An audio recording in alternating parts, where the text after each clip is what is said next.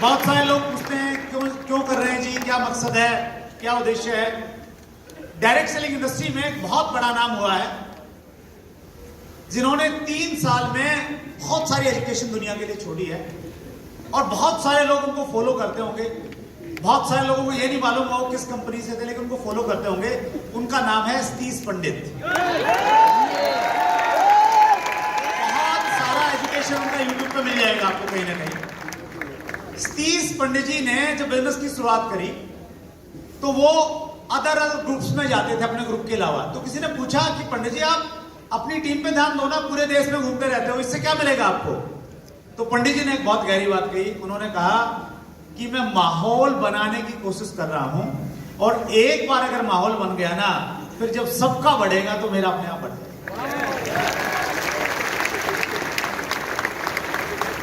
तो हम सबको, स्पेशली अगर आप अपने आप को एक जिम्मेवार व्यक्ति मानते हैं, एक सीनियर मानते हैं, आप अपनी कंपनी के अचीवर अगर हैं, तो आपको कंपनी बढ़ाइए आप, अच्छी बात है, लेकिन माहौल को पॉजिटिव क्रिएट कीजिए। अगर हम एक दूसरे की कंपनियों की बुराई करते रहेंगे कोई फायदा ना होगा।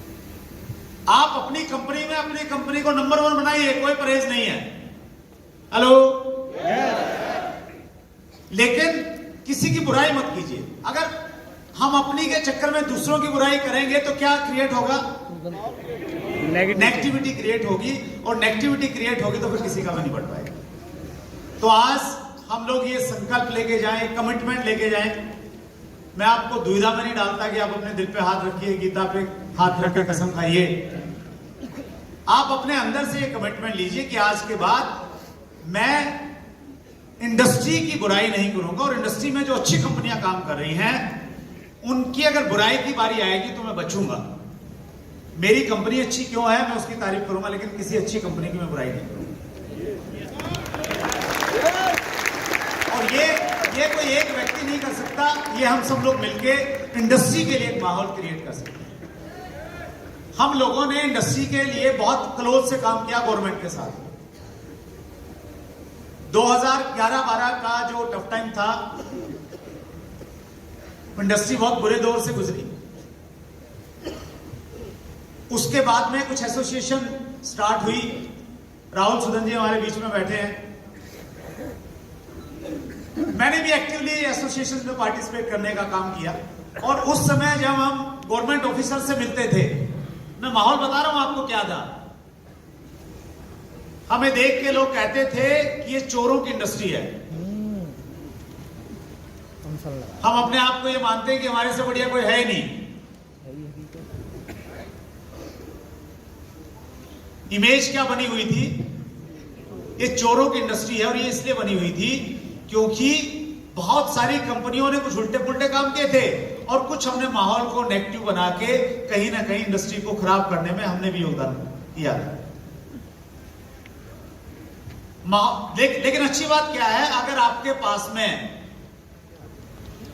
असली सिक्का है तो फिर वो चलेगा ही चलेगा, टाइम लग सकता है। हमारे पास में डायरेक्ट सेलिंग इंडस्ट्री एक असली सिक्का थी। टाइम लगा, फॉलो किया। 2016 में गाइडलाइन आई, बहुत सारे फॉलोअप के बाद में आई, बहुत सारी एसोसिएशंस ने काम किया। मैं इस मौके पे एक व्यक्ति का नाम जरूर याद करना चाहूंगा। Federation of direct selling association FDSA के वाइस प्रेसिडेंट राजीव गुप्ता जी और मैंने, हम मिलके, हमारा रूटीन रहता था, एक मीटिंग का शेड्यूल बनाते थे। तो प्लान ये रहता था कि मंडे को मिनिस्ट्री में जाना और फिर शुक्रवार को फिर जाना, ताकि जो गाइडलाइन का प्रोसेस चल रहा है उसका थोड़ा मालूम चले। क्योंकि उनके लिए वो प्रायोरिटी नहीं है, डिपार्टमेंट के लिए, गवर्नमेंट के लिए वो प्रायोरिटी नहीं है कि उसको निकालना है। उनके पास में 1000 और काम है, लेकिन हमारे लिए वो प्रायोरिटी है। तो 2016 में गाइडलाइन आई, 28 दिसंबर 2021 में डायरेक्ट सेलिंग के रूल्स आ गए हैं। और आपको ये जान के बहुत खुशी होगी, world federation direct selling association के 2021 के आंकड़ों के अनुसार हमारा नंबर हालांकि 12वां रहा पूरी दुनिया में, लेकिन 12 देशों में अगर हम 3 साल का CAGR देखें तो हम सबसे तेज गति के साथ में बढ़ रहे हैं। हमारा CAGR था 15.7। ये अच्छी खबर है हमारे लिए, ये हमारे लिए बहुत अच्छी खबर है। और हम लोग बहुत बड़ी इंडस्ट्री का पार्ट है, तो ज्यादा आपाधापी मत कीजिए, सबके लिए बहुत कुछ है यहां पे। आज हमारा टर्नओवर लगभग $3000 मिलियन का है। इसी स्पीड से हम ग्रो करते रहे तो 2050 तक हम लोग $1 लाख मिलियन को क्रॉस कर जाएंगे।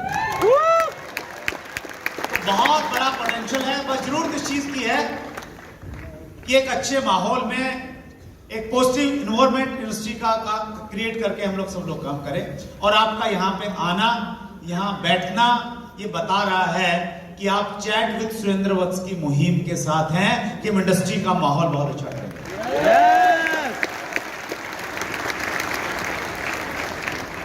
आपको जब भी इस इंडस्ट्री में कोई भी एक अच्छा इनिशिएटिव लेना, तो आपको आगे बढ़ के उसको सपोर्ट करना चाहिए।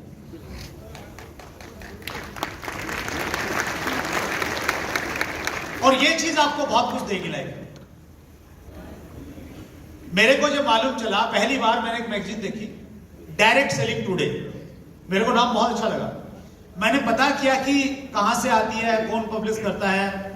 मालूम चला कि राहुल सुदन जी हैं, वो इसको पब्लिश करते हैं। उसके बाद में उन्होंने इनिशिएटिव लिया, एक रिकॉग्निशन मिले वहां भी, उस प्लेटफॉर्म पे भी।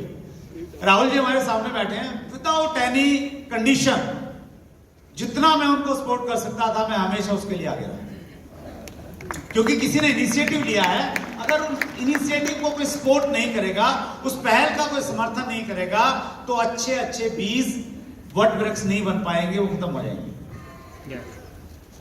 नेटवर्क मार्केटिंग अवार्ड्स करके एक ऑर्गेनाइजेशन है, राहुल शायद हमारे बीच में होंगे, राहुल हैं, यामिनी हैं, तो उन्होंने जैसे फिल्म इंडस्ट्री वाले लोगों को अवार्ड मिलता है, तो उस प्रकार एक बड़े लेवल पे ग्लैमर के साथ उन्होंने उसको लॉन्च किया।